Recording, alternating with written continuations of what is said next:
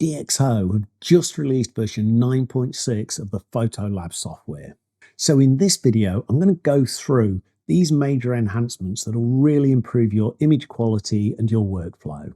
The first one being much better noise reduction. It was already the industry leader. It's now actually even better. The second one is the ability to actually control the edges of your masks.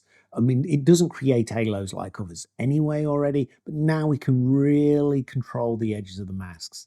And the third one is the ability to compress DNG files to really massively improve your workflow and your speed of processing. And then generally there's some enhancements to performance, which I'll talk about. And remember, there's a link to the free trial down below if you haven't already got Photolab 9, and also there's a discount code should you decide to purchase it. Please remember to hit that like and subscribe button. Your support for the channel is massively appreciated.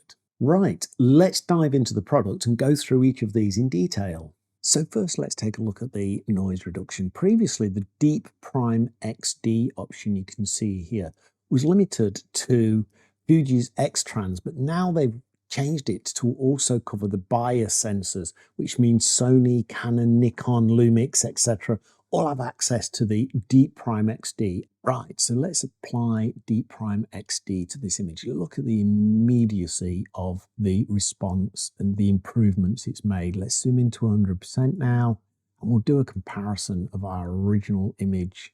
So the image left of the bar is the original 12,800 ISO image, and to the right, we've got the denoised with XD3 just out of the box. See how responsive that is and how quickly that processes.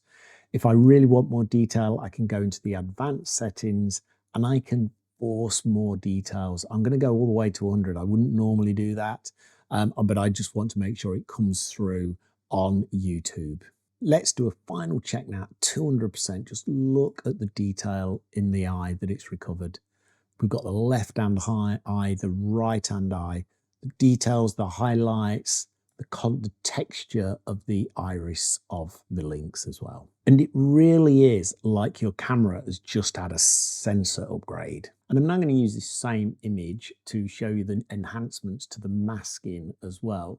I'm going to apply a preset which I've created, which is great for workflow within Photolab 9. I have a core edit preset which applies the noise reduction by default for me, and it also applies camera calibration, etc. Just the basics to really give me a raw image that is fantastic for editing. So let's switch off the comparison for now. But what it also does is create a number of masks. It creates a subject mask. So if I click on that, you'll see that we've got the subject now, we've got a background mask, and I also create a vignette. Those are just my default ones. Now, what you'll notice as I hover over those is we have quite sharp edges because we don't get the haloing effect that we lose in Lightroom. Lightroom is just really bad at halos, which is why so many people create videos on how to get rid of halos, I think, in Lightroom. So what they've now enhanced in this, if I select the subject, I just want to bring a bit of focus in the image to the actual links. But this rock on the bottom left is a distraction, I believe. So I'm going to increase and create a mask of that. So let's create a mask on that particular rock. And what I'm going to do now, I am going to drop its exposure. I'm not going to drop it dramatically, but I want to overemphasize this just because of the ability to now show the diffusion. You can see that there's quite a sharp line there along the mask. If I now go to diffusion and increase that, what we can see is it's really softened that up. So what we've got a little bit of highlighting on the front of the rock, and it just brings back that shadow from the bottom of the link. So it really emphasizes the fact that the light was coming from right to left and then leaves the rest in shadow. So I really like that. Again, I've over-exaggerated this just for the sake of YouTube presenting it, but it's a fantastic capability to really give you a natural feed between your different masks. And with the AI masks, again, being industry leader, this just takes it to the next level. And what you'll notice is all of this is in real time. So this is a live showing of me running Photolab 9 on my laptop whilst also recording this video at exactly the same time. So you can see the speed. I mean, there was no delay when I activated the DeepPRIME. If I apply these presets again on this image, what you'll see is it's applied DeepPRIME, it's applied the lens calibrator. There's no delay, and it created 3 masks for me. My subject, which you'll see here, my background, and a vignette.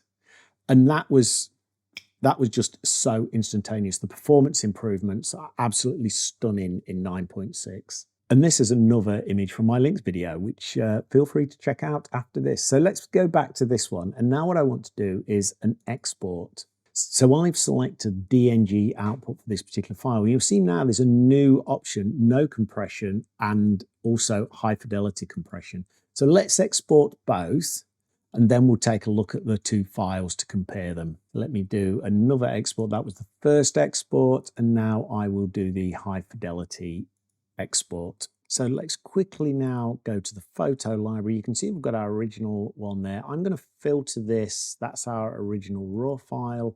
I'm going to filter this on images generated by DxO Lab.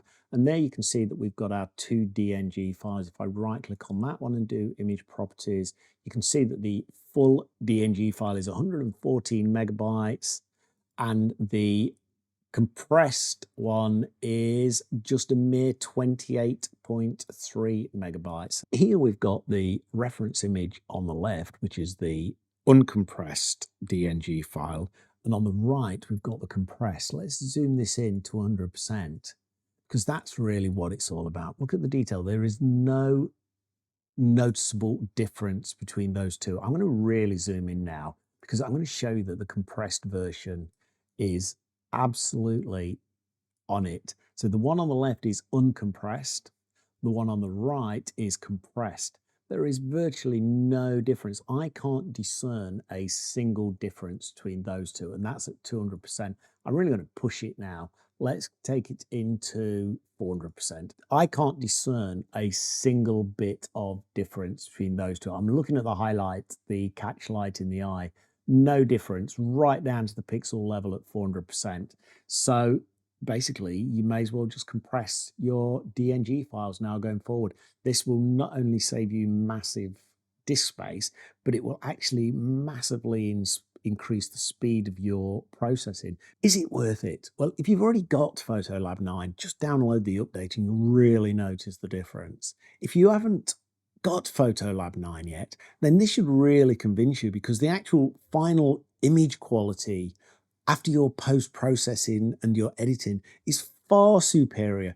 I personally find this a far greater, more productive product than Lightroom, and it certainly creates much greater final image quality for me. For me, Photolab 9 has been the perfect replacement for Adobe Lightroom.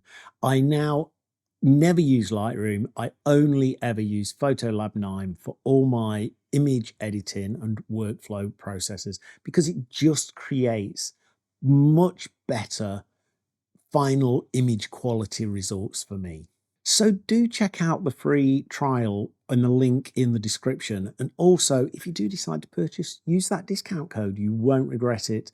This is such a great product. And this update really takes it to the next level as well. Please remember to like and subscribe to the channel, and also check out these videos next. Thank you very much for your time in watching this video. And until next time, thank you and see you soon.